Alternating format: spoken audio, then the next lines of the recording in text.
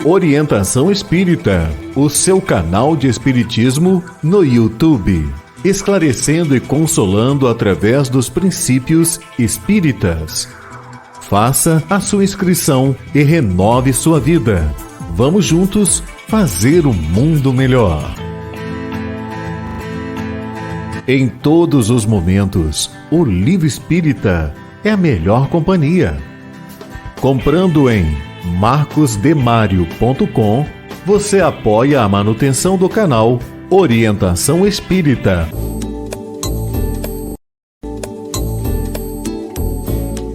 No canal Orientação Espírita, você encontra variada programação, pensada e feita para você.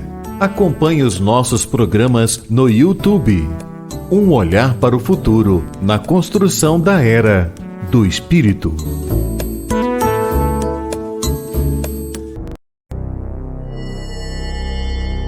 Tem início mais uma edição de Ante os Novos Tempos. Um olhar voltado para a humanidade, através das revelações dos Espíritos, na mensagem consoladora e esclarecedora do Espiritismo. Fique agora na companhia de Marcos Demário. Olá, iniciamos mais uma edição do programa Ante os Novos Tempos, que traz o Espiritismo até você, elucidando, consolando, orientando, esclarecendo e a sua aplicação, claro, também a vida. Porque nós estamos construindo a Era do Espírito, nós estamos a caminho do mundo de regeneração. E o convite, então, é para você conhecer a doutrina espírita, sua aplicação, colocá-la em prática, para que possamos gerar, então, paz, felicidade, justiça, fraternidade no nosso mundo. Tudo isso a partir de agora, em mais uma edição de Ante os Novos Tempos. Perguntando e aprendendo. Iniciamos o nosso Perguntando e Aprendendo, lembrando que ele é feito por você. Este é um quadro totalmente dependente da sua participação. Você tem alguma dúvida? Quer saber o pensamento espírita sobre determinado tema? Então, envie sua pergunta. Você pode usar, já está aí na sua tela, o Telegram, o WhatsApp, pode utilizar e-mail, o nosso canal no YouTube, onde transmitimos o programa, e aí nós vamos então estudar e vamos trazer a elucidação espírita à sua dúvida. Como vamos fazer agora, iniciando o nosso Perguntando e Aprendendo, com a Priscila Monteiro, que é lá de São Paulo, capital. E ela enviou a seguinte pergunta. Dizem que a depressão é o mal do século, e eu já passei por ela. Por que entramos tanto em depressão? De fato, muitos pesquisadores, cientistas, dizem que a depressão é o mal do nosso século, este século XXI. As causas que nos levam à depressão são múltiplas.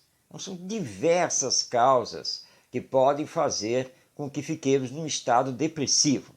Lembrando que todos nós somos passíveis de passar por momentos de tristeza, da chamada infelicidade.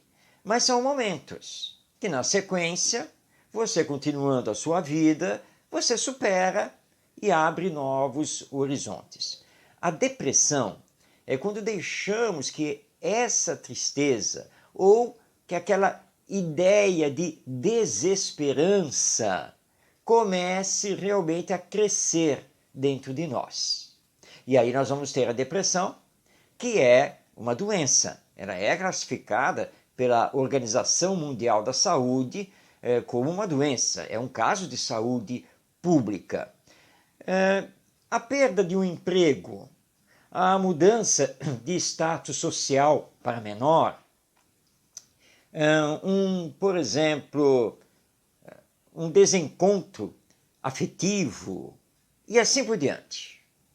Várias situações podem nos levar à depressão. E normalmente ela está ligada também à falta de um ideal superior de vida. E na falta desse ideal superior, você deixa de acionar a sua força de vontade. E é bom lembrarmos que todos temos um potencial divino dado a nós por Deus para desenvolvermos. Então nós precisamos olhar a vida pela ótica do bem e do belo. Nunca perder a esperança, jamais, porque não somos abandonados por Deus. Pelo contrário, nós somos amados por Ele. E lembrando que as nossas provas e expiações não nos acontecem por acaso ou por um castigo divino.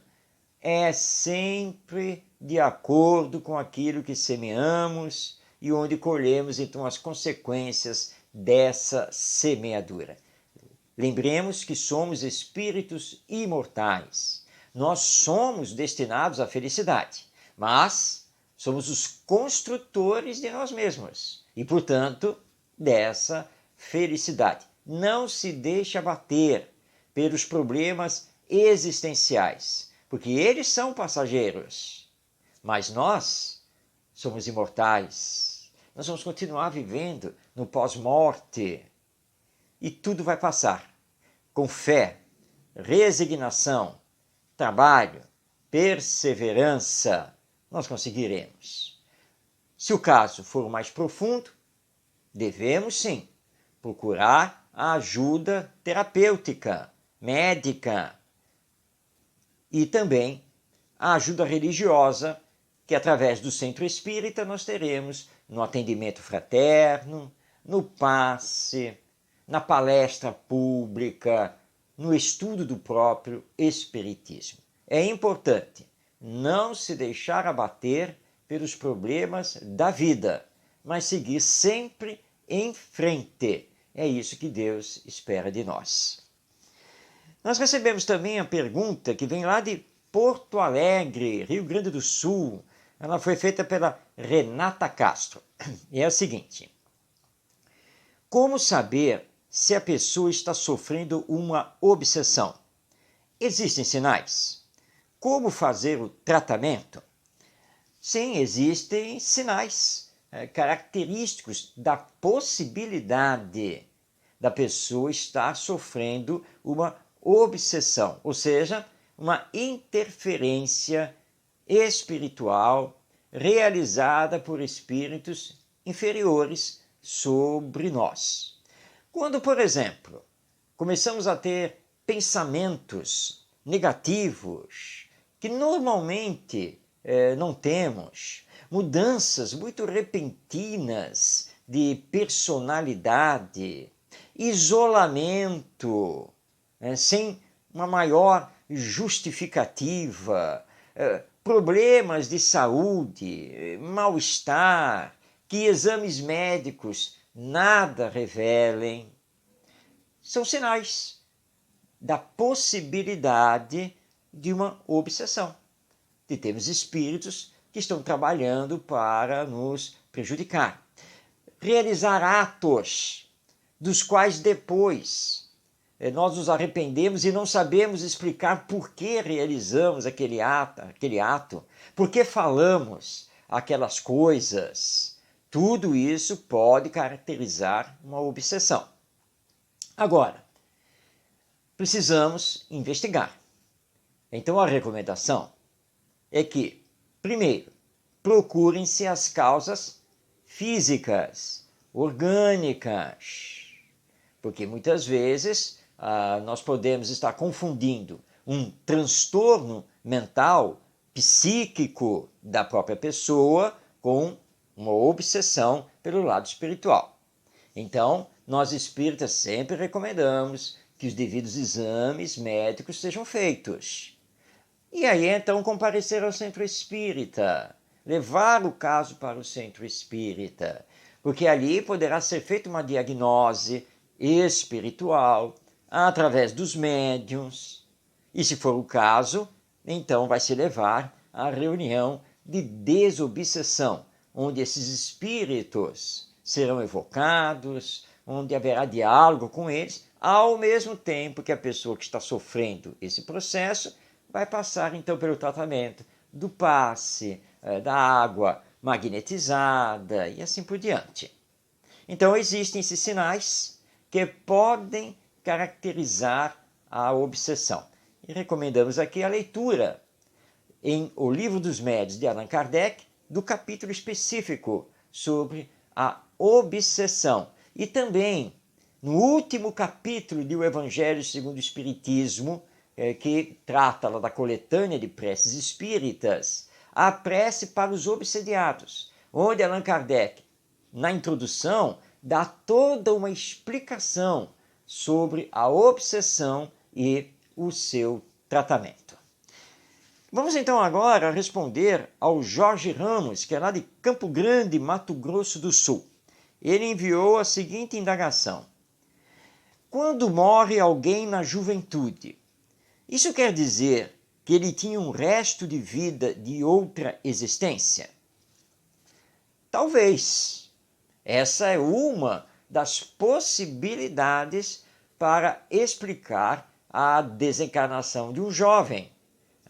Jovem na chamada flor da idade, com seus 18 a 20 anos de idade, que sempre nos choca, porque nós normalmente esperaríamos que essa pessoa vivesse um bom tempo aqui na Terra, mas chega a morte por mil razões, seja por doença, seja por um acidente e assim por diante, e aquele jovem, às vezes um adolescente, parte de volta ao mundo espiritual. Há casos em que, de fato, esse espírito veio programado para viver apenas esse período. E, neste caso, ele estaria ainda reparando algo final de existências passadas. E ele não precisaria passar por outras provas aqui na Terra. Então ele vem já na sua programação designado para ter essa existência mais curta, onde ele cumpre um pequeno período e, cumprindo esse pequeno período, ele termina de se expurgar do seu passado, de reparar o seu passado. Essa é uma causa, mas existem diversas outras ligadas às existências passadas, mas também ligadas ao que se está fazendo aqui. Por exemplo, o jovem que desencarna por causa de dependência química, esse jovem é considerado um suicida no mundo espiritual. Na verdade, ele se tirou a vida. Não havia essa programação dele desencarnar na juventude. Então ele vai responder por esse ato, porque ele era consciente do que fazia. Então, existem diversas causas que justificam a desencarnação de um espírito no seu período juvenil. Cada caso é um caso e, portanto, precisa ser investigado. E, normalmente, para fazer essa investigação, nós vamos depender das informações que esse espírito ou outros puderem nos trazer através da mediunidade, se assim for permitido. Nós espíritas, ao estudar o espiritismo, compreendemos que não podemos fechar questão sobre, sobre um ponto. Quem morre na juventude é porque veio cumprir apenas um resto de reparação ligado à existência passada. Talvez, mas existem outras causas. Não esqueçamos disso. Vamos agora responder a Rosângela Couto, que é de São Luís, Maranhão. Ela pergunta: quando um familiar desencarna, todos os demais familiares já desencarnados ficam sabendo dessa ocorrência? Rosângela, depende do estado em que esses familiares se encontram no mundo espiritual. Porque nós não sabemos, estando aqui na Terra, qual é a condição dos nossos entes queridos após a desencarnação. Lembremos aqui o caso do espírito André Luiz, que nos deixou tantas obras através do médium Francisco Cândido Xavier. No livro Nosso Lar, que é a primeira obra que ele escreveu, ele relata que com o passar do tempo no mundo espiritual, ele descobriu que a sua mãe era um espírito superior, que vivia num plano espiritual muito além de onde ele estava, e que ele não podia ficar com ela, e nem ela com ele, por causa da grande diferença espiritual entre os dois. Na sequência, ele descobre que o pai, já desencarnado, tinha uma condição contrária à da mãe. O pai estava numa situação muito ruim, de sofrimento, em zonas inferiores do mundo espiritual. Depois ele vai descobrir que o avô querido dele, que ele tanto gostava daquele avô, também estava em situação muito ruim no mundo espiritual.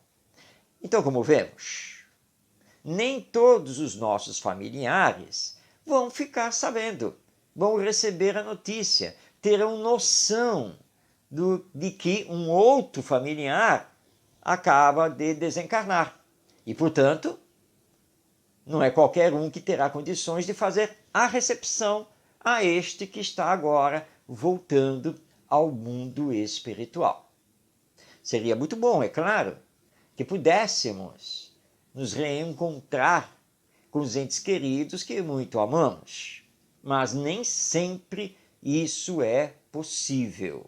Que todos nós, portanto, sabedores dessa realidade do depois da morte, nos preparemos aqui na Terra para termos a chamada boa morte, ou seja, retornarmos ao mundo espiritual com mais equilíbrio, melhor consciência. E para isso só existe uma senha: caridade. Por isso Allan Kardec nos lembra: fora da caridade não há salvação. E para fazer a caridade é preciso crescer no amor ao próximo, é preciso desenvolver o senso moral, é preciso mergulhar no bem. É isso que nos humaniza, nos moraliza e nos espiritualiza. Então, quando um ente querido desencarna, nem todos os outros que já desencarnaram e estão no mundo espiritual ficarão sabendo dessa desencarnação, porque cada um está no seu grau evolutivo, cada um está numa determinada situação no mundo espiritual. Muito bem, vamos agora responder ao Carlos Almeida, que é de Salvador, Bahia. E ele pergunta: o Espiritismo apoia a regressão a vidas passadas? Saber quem fomos e o que fizemos em outra existência é útil?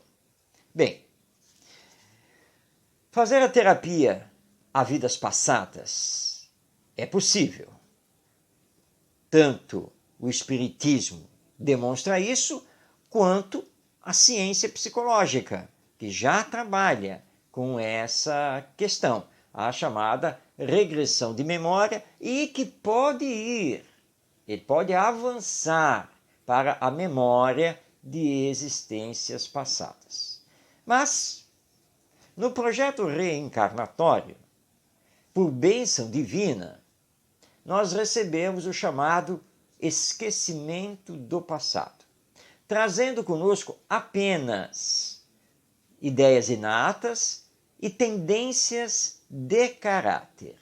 Normalmente, não sabemos quem fomos, nem quando, nem onde vivemos e o que fizemos na nossa última existência, ou seja, a anterior a esta, e muito menos as mais anteriores. Por que isso? Porque saber isso poderia provocar em nós uma confusão enorme e teríamos uma dificuldade muito grande de viver esta existência. Porque a toda hora nós iríamos recordar nos lugares e nas pessoas o nosso passado. Quem foi quem fez o que para quem. E isso nos perturbaria muito. Então o esquecimento do passado é importante para termos esta encarnação e fazermos nela aquilo que temos que fazer.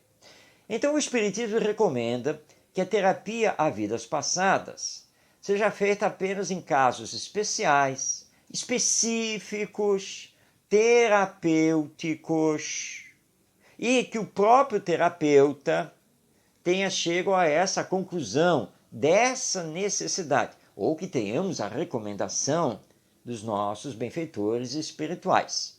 E também recomendo o Espiritismo que esse terapeuta seja preferencialmente uma pessoa espiritualista, não necessariamente espírita, mas espiritualista, porque vai ter que lidar com a alma imortal, vai ter que lidar com a reencarnação, com as consequências nesta existência daquilo que o espírito fez em existências passadas. Então tem que ser um terapeuta habilitado para isso. Então, terapia a vidas passadas só em casos específicos, terapêuticos, porque você já deve ter ouvido falar isso, né?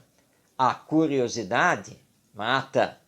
No nosso caso, a curiosidade em relação às vidas passadas pode nos desequilibrar psiquicamente, emocionalmente, por não estarmos preparados para saber quem fomos e o que fizemos em outras existências. Muito bem, chegamos ao final do nosso Perguntando e Aprendendo. Está aí na tela, mais uma vez, os nossos canais de comunicação, para que você possa, então, enviar a sua pergunta, tirar a sua dúvida, para que nós possamos trazer o pensamento espírita, elucidando os fatos da existência humana e da relação que temos também com a realidade espiritual.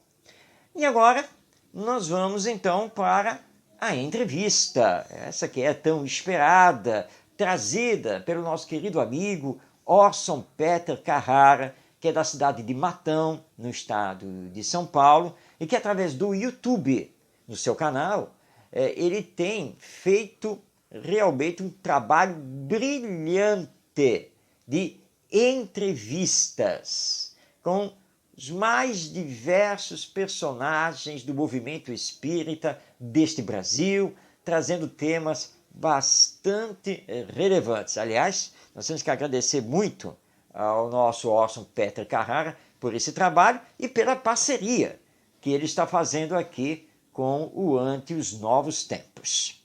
As entrevistas não vão aqui ao ar por inteiro, porque elas têm entre 60 a 90 minutos de duração.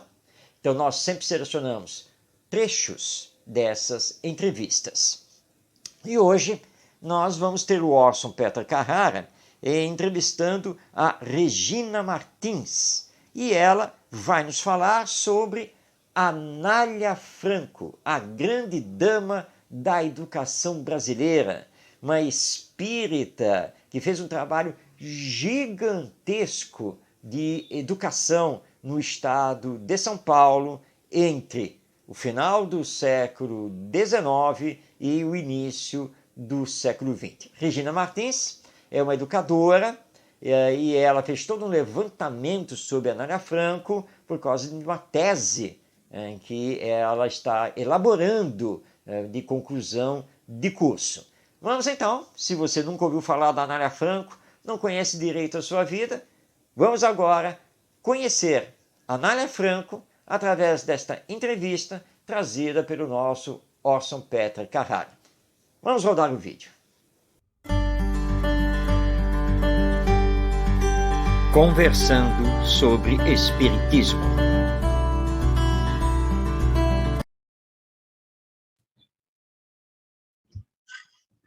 Meus amigos, o movimento espírita e a virtualidade têm nos trazido surpresas muito agradáveis. Tem grande conteúdo que nos enriquecem a cultura espírita e especialmente os legados desses trabalhadores que se notabilizaram pelo esforço, pelo empenho, pela dedicação.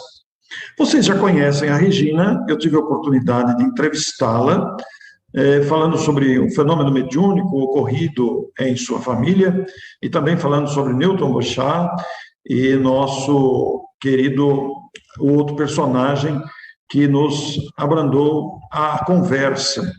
Então, é uma alegria muito grande. Entrevistei o marido dela também, sobre o Dr. César Brunier, que ela também se referiu a ele. E hoje nós temos uma tarefa bastante diferente. A nossa Regina Lúcia Silveira Martins, pedagoga, e está construindo a sua tese para doutorado em História da Educação. E nós vamos conversar com ela sobre isso. E ela está construindo, elaborando a sua tese, baseando-se no trabalho da grande dama da educação, Anália Franco, que nasceu em 1853, desencarnou em 1919. Nós vamos conversar, portanto, com a Regina, que aqui está conosco, atendendo o nosso convite muito prontamente. Nós estamos muito agradecidos à Regina por esta possibilidade. Então, para nós, é uma alegria enorme trazer um documento de tão grande e profundo conteúdo para o nosso conhecimento, que enriquece a nossa cultura e faz aumentar a nossa admiração pela grande Anália Franco, que nós já tivemos a oportunidade de conversar em outras oportunidades com o educador Marcos de Mário, com o clipe poema da nossa Ilza Godinho, de Florianópolis, também com o trabalho feito pelo canal Espiritismo em Ação, do Fábio Diório, de Rio Claro, mas hoje nós vamos conversar com a Regina. Eu estou tornando ela anfitriã da página para que ela compartilhe o seu conteúdo e nos apresente o resultado, o andamento de suas pesquisas, que está ainda em andamento. E nós vamos conhecer esse conteúdo agora. Regina, bem-vinda, muito obrigado pela disposição de nos oferecer tão precioso conteúdo. Olá, Orson, uma alegria estar aqui com você, nessa oportunidade que você abriu no canal, para eu poder compartilhar um pouco que alguns pesquisadores já vêm falando, e um pouco da minha questão em relação ao que eu venho procurando nessa pesquisa de doutorado aqui na PUC, que eu devo finalizar em 2024. Então, é uma alegria enorme, até porque a Anália Franco tem a ver com a minha trajetória de professora, né, de mulher, e para mim é um prazer. Abraço a todos os ouvintes, desejo muita paz a todos e que a gente possa desenvolver e deixar todo mundo bem curioso, sobre essa grande mulher, grande idealista do ser humano, de buscar o desenvolvimento do ser humano. Bom, eu trouxe um material que eu vou compartilhar aqui com vocês. Bom trabalho, viu, Regina? Nós estamos aqui ansiosos por conhecer todo esse trabalho de pesquisa que você vai nos apresentar hoje. Isso. Então, eu vou começar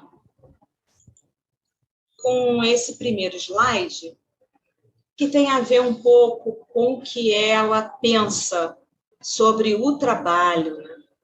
O trabalho de caridade, que é o trabalho que nos move, já que a doutrina espírita ela é bem clara quando diz que fora da caridade não há salvação. Mas ela especifica muito bem o que é essa caridade. O que distingue a caridade inteligente da esmola vulgar é que uma com pouco faz muito bem, e que a outra com pouco não faz senão pouco bem ou talvez mal. Uma multiplica o pão, a outra desperdiça ou talvez o envenena. A verdadeira caridade não é acolher o desprotegido, mas promover-lhe a capacidade de se libertar. Anália Franco vai escrever isso numa revista chamada O Álbum das Meninas, que é edição anterior à criação dela, em 1901, da Associação Feminina Beneficente Instrutiva de São Paulo.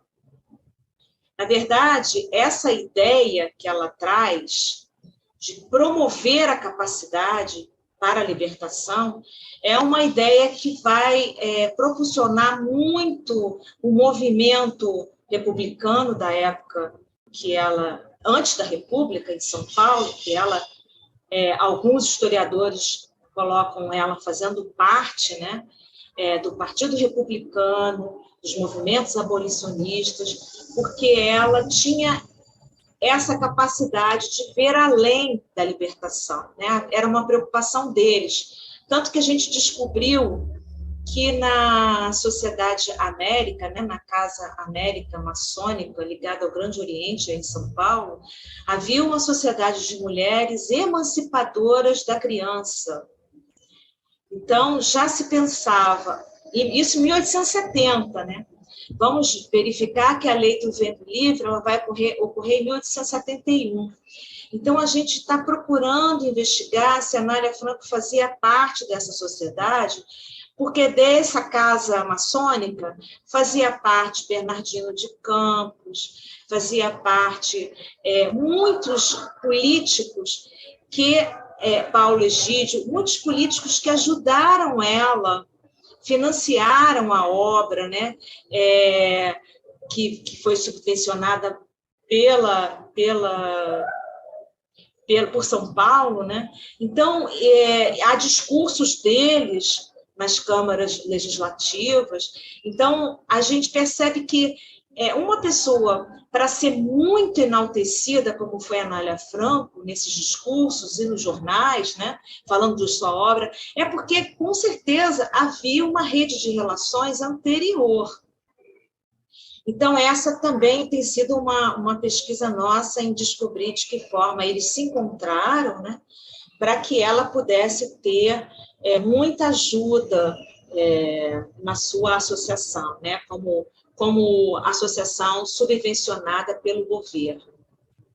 E essa frase é uma frase ampla, é uma frase que abre uma perspectiva enorme. Tem muita sabedoria e bondade no coração, né? Que maravilha, né? Não, e ela, doutor Bezerra tem um artigo, até Jorge, acho que escreveu, que fala muito da preocupação dele com a abolição da escravatura, se os meios sociais não acolherem os recém-libertos, dando estudo, dando oportunidade de trabalho, e é o que a gente vem vivendo, mais de 100 anos depois, né, com a luta, né, do movimento para ser melhor inserido e ter justiça social, que são as cotas das universidades, as cotas dos empregos, né? Você tem esse momento atual, porque é um momento que não foi vivido anteriormente, né? Não adianta você dar uma liberdade e não dar meio de subsistência. É o que ela fala em relação à caridade inteligente, né? E aqui eu separei duas frases muito interessantes para a gente começar o nosso bate-papo, que ela diz o seguinte: a preocupação dela era com a formação, né? É grande o número de crianças abandonadas à ignorância e desmazelo, que adormecem à beira do perigo e se precipitam na voragem dos vícios sem ter quem se importe com elas no mundo. E o que há de mais triste é que esses espetáculos se oferecem aos nossos olhos e não nos ofendem. E, gente, isso é de A Voz Maternal, uma revista da associação que ela vai criar, em 1906. Repara que é atualíssimo, né?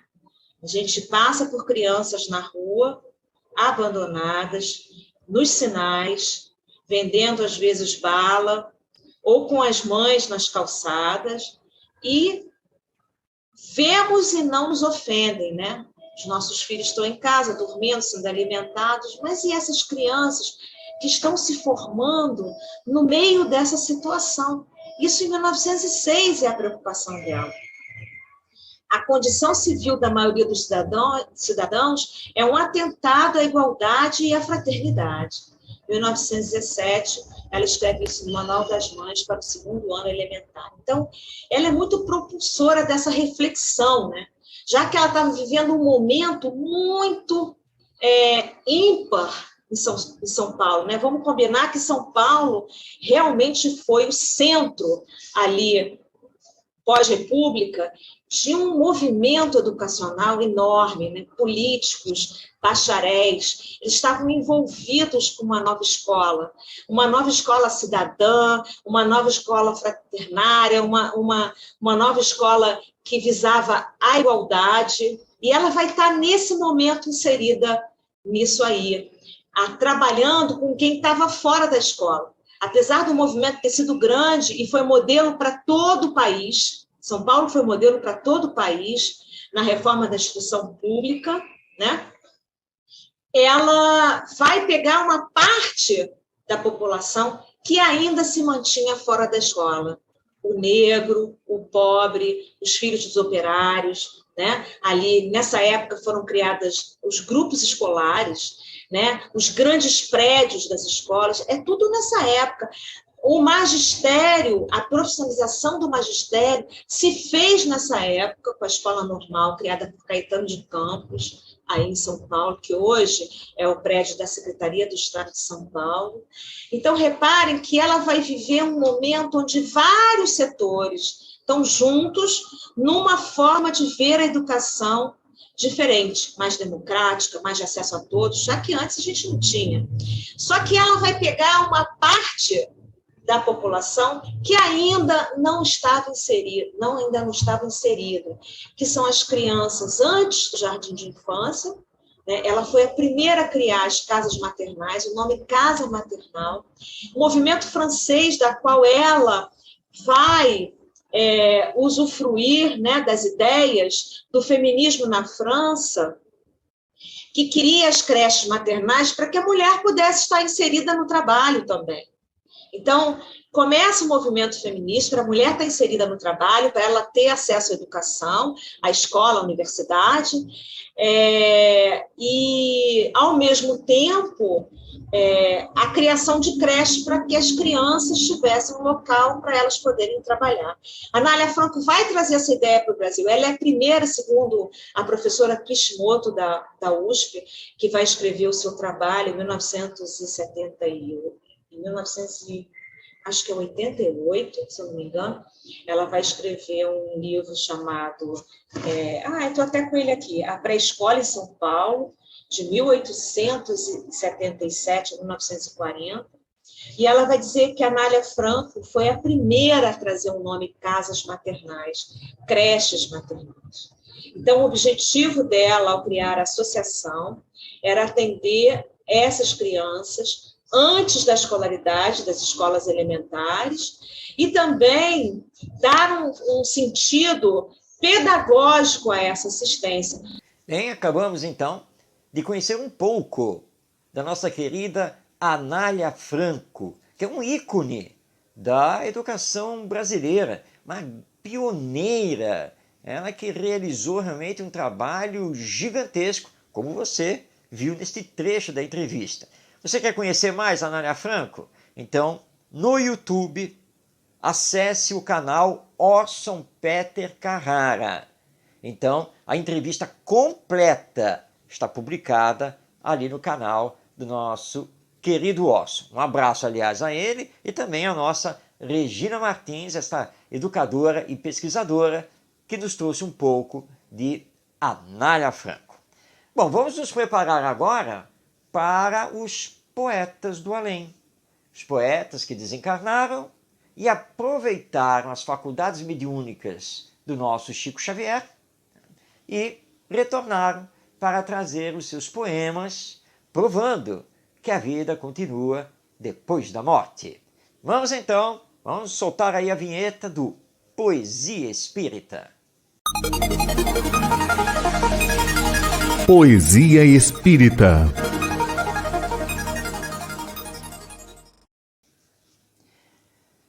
Na Poesia Espírita, nós continuamos a trabalhar o conteúdo do livro Relicário de Luz, obra psicografada pelo nosso querido Chico Xavier, autoria de diversos espíritos, e entre eles poetas, tanto brasileiros quanto lusitanos, que retornaram e nos brindaram com poemas belíssimos. Nós vamos hoje trabalhar dois poetas, João de Deus e Alta de Souza.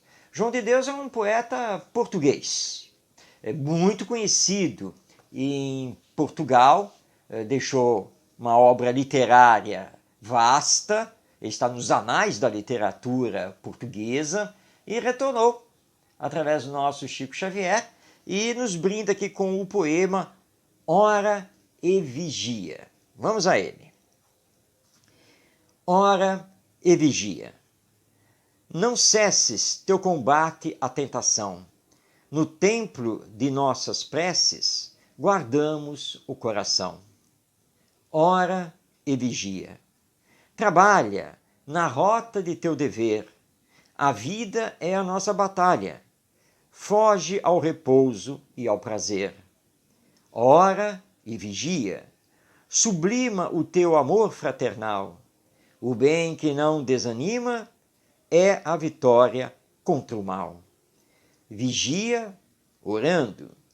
Vigia dando ação aos dias teus. Serviço de cada dia é bênção da luz de Deus. Eis então o poema Ora e Vigia, assinado pelo espírito João de Deus, através da psicografia de Chico Xavier. Nosso querido Chico Xavier. Algumas pessoas querem que falemos o nome completo dele, Francisco Cândido Xavier. De vez em quando nós falamos, mas é muito carinhoso. Nós o chamamos simplesmente por Chico Xavier, como ele ficou conhecido e tão famoso. Ainda no Relicário de Luz, nós agora temos uma poetisa brasileira, Alta de Souza. Alta de Souza desencarnou jovem, mas apesar de ter desencarnado jovem, deixou um livro que marcou época na poesia brasileira. E aí ela retorna através do Chico Xavier e vem nos trazer o poema, que é um soneto, Meditação. Vamos passar a palavra então a Alta de Souza. Alma cansada de chorar, cansada de sofrer nas agruras do caminho, há quem te veja do celeste ninho os tristes pesadelos da jornada. Se além da noite brilha a madrugada, resplende, além do túmulo escarninho, nova aurora de paz e de carinho, para a glória da vida torturada. Não te detenhas sob a ventania, vence o pavor da senda escura e fria, guardando o bem por arma em teus combates.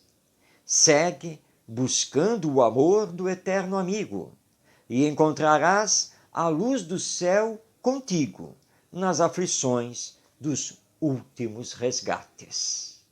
Então aqui está o soneto Meditação, assinado por Alta de Souza, através do nosso querido Chico Xavier. Lembrando que tanto a primeira poesia de João de Deus quanto esta de Alta de Souza estão publicadas no livro Relicário de Luz, que é uma edição da Federação Espírita Brasileira.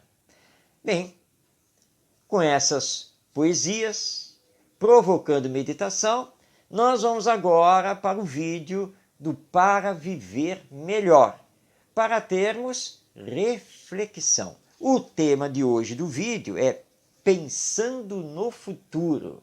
Então, 90 segundos para que você pense na sua vida e no futuro.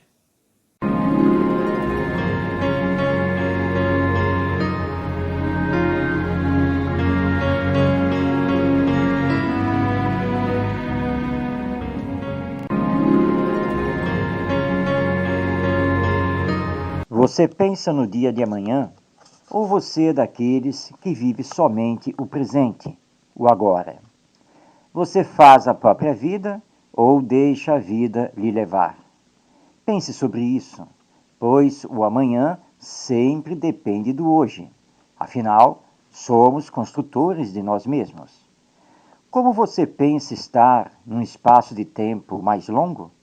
Quais são seus objetivos de vida? Pensar no futuro é importante, mas não apenas do ponto de vista material, pois mais importante é pensá-lo do ponto de vista espiritual, ou seja, na melhora moral, no desenvolvimento das virtudes. Quem não pensa no futuro vive na ociosidade ou se deixa levar pelas circunstâncias, terá enorme decepção do outro lado da vida, depois da morte, pois a reencarnação não é para ser desperdiçada, e sim para ser bem aproveitada. Pense nisso. Se você gostou desta mensagem, compartilhe.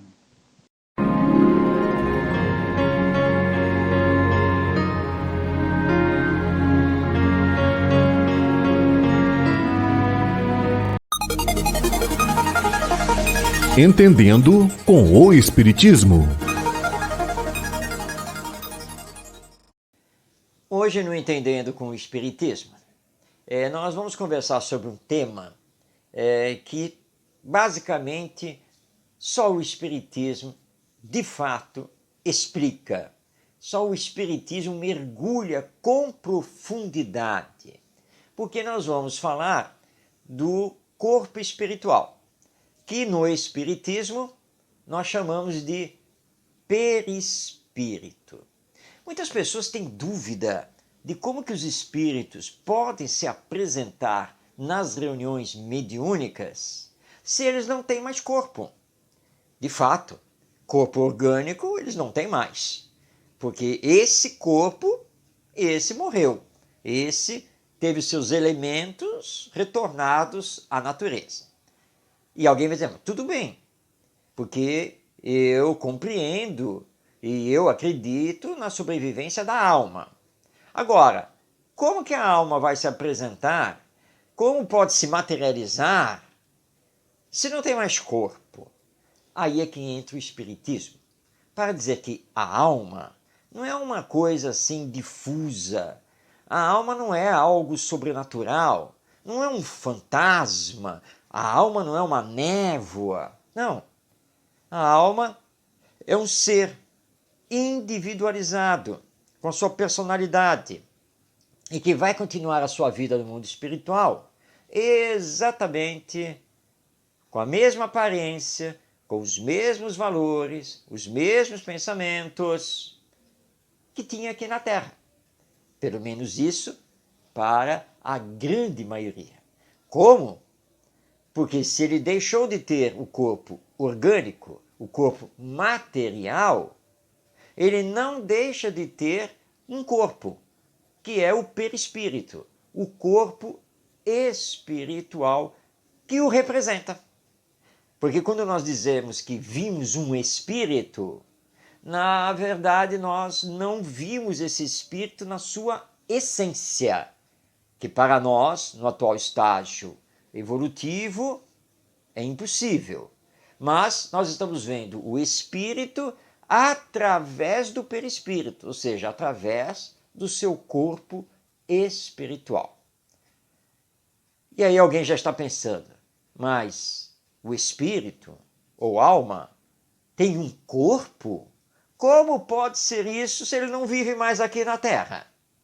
Mas esse corpo não se confunde com este, orgânico, material, físico. É um corpo semimaterial.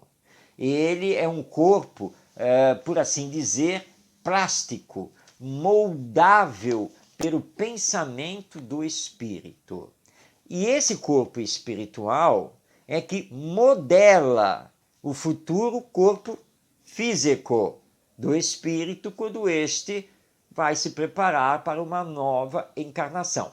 Por isso, o perispírito também é conhecido como modelo organizador biológico. Mas é um corpo.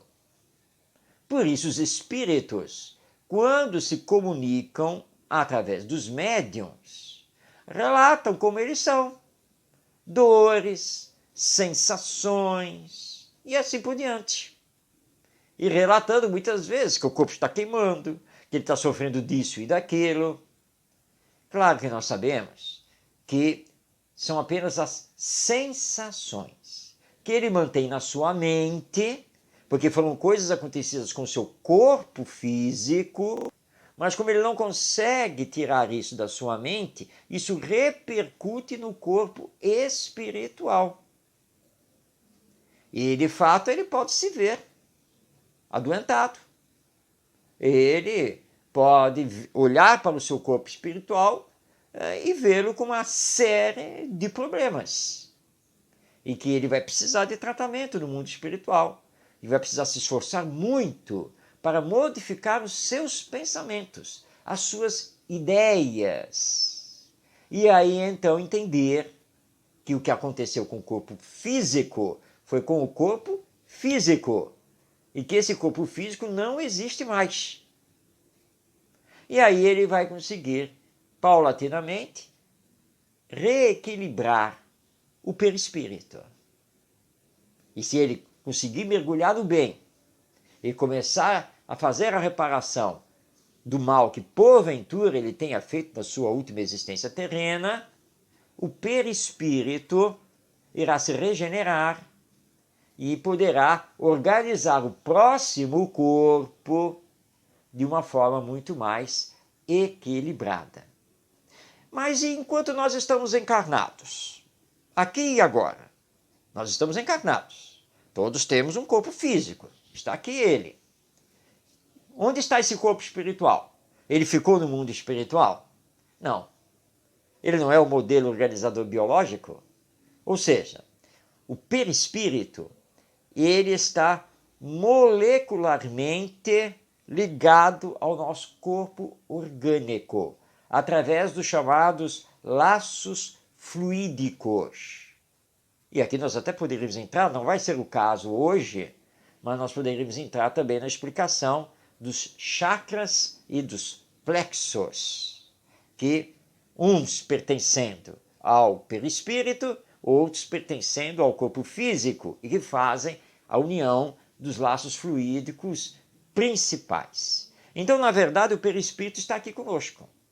Quando chega a desencarnação, esses laços fluídicos que unem o perispírito ao corpo físico, eles começam a romper.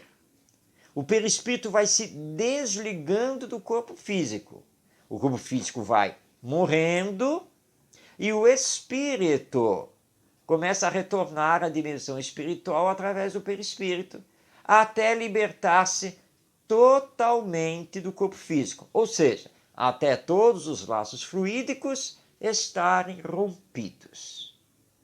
Nós temos descrições disso através de diversos médiuns, inclusive na obra psicografada de Chico Xavier e também de Divaldo Franco, da Ivone Pereira, né? E aqueles que têm a vidência, ou seja, que conseguem ver a dimensão espiritual que nos cerca, esses podem chegar a ver esse processo e perceber o perispírito saindo do corpo físico, né, e formando novamente o corpo que será idêntico ao corpo físico. Porque este corpo físico é a nossa identificação, é a nossa identidade.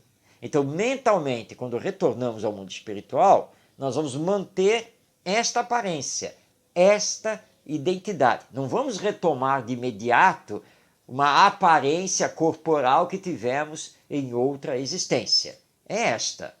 Só com o tempo, no mundo espiritual, dependendo dos nossos méritos, do nosso grau de evolução espiritual, é que poderemos modificar a aparência do perispírito através, então, da força do pensamento.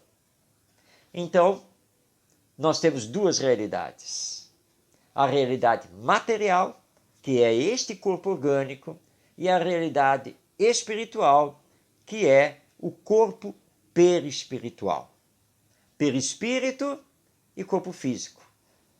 Então nós temos o espírito, o perispírito, que é o intermediário, e a matéria. Por isso o perispírito é muito importante. Muitas doenças, muitos problemas que nós temos aqui, na verdade, têm origem, têm a causa no perispírito. E a nossa ciência ainda vai mergulhar nisso, principalmente a ciência médica, que hoje não sabe explicar muitas coisas e está aí combatendo efeitos, porque as causas não estão, na verdade, no organismo físico, mas estão no perispírito, estão no espírito, na mente desequilibrada dele. Então, essa é a explicação, síntese básica, que o Espiritismo nos apresenta sobre o corpo físico, o perispírito e o espírito, essa tríade que somos nós. Quando vem a desencarnação, passamos a ser apenas espírito e perispírito. Quando estamos encarnados, somos o espírito com o perispírito e com o corpo físico. E aí está explicado por que os que desencarnam podem se apresentar para nós, porque eles continuam tendo um corpo, que Paulo de Tarso já chamava de corpo espiritual. Várias doutrinas, através da história humana, também deram denominações a esse corpo e que o Espiritismo chama de perispírito. Bem, chegamos ao final desta edição de Ante os Novos Tempos. Agradecendo a sua companhia, desejando muita paz em sua vida, que possamos nos encontrar semana que vem, quarta-feira, 19h, para conversarmos um pouco mais sobre o Espiritismo, a sua aplicação na vida, assim então construindo a era do Espírito e o mundo de regeneração, quando o bem haverá de predominar sobre o mal. Grande abraço a você e até semana que vem.